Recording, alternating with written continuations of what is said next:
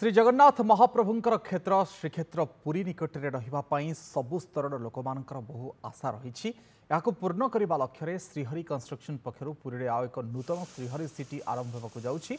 प्राथमिक पर्यायर प्राय 5 एकर परिमित अंचल में 100टी डुप्लेक्स गृह निर्माण कर लक्ष्य रखा। आज कार्यक्रम को उद्घाटन कर श्री जगन्नाथ महाप्रभुंकर बाड़ग्राही जगन्नाथ साई महापात्र पूर्व श्रीहरि कंस्ट्रक्शन पक्षर बाटमंगला निकट में डुप्लेक्स और फ्लाट निर्माण कर लोक सुलभ मूल्य प्रदान कर लोक चाहिदा को नजर रखी श्रीहरि सिटी निर्माण श्रीहरि कंस्ट्रक्शन परिचालन निर्देशक चिंता करने सहित एभली एक नुआ प्रोजेक्ट प्राथमिक स्तर में आरंभ करने मत प्रकाश कर।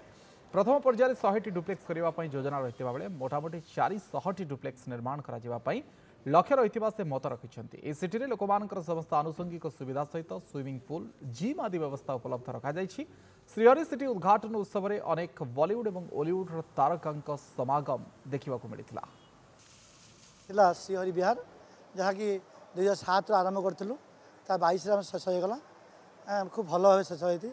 सेकेंड आम लोक नजर को रखिकी सेकेंड गोटे प्रोजेक्ट आरंभ कलु 400टा डुप्लेक्स हम श्रीहरि सिटी तो 400टा हम सब प्रकार सुविधा अच्छी जहाँ जहाँ मैंने सुविधा मिलवा कथा से श्रीहरि विहार थिला स्विमिंग पूल प्लस समस्त जिनस अच्छी कौन बाकी नहीं डिमांड रखे सबकि रखीचु सबकि अच्छी।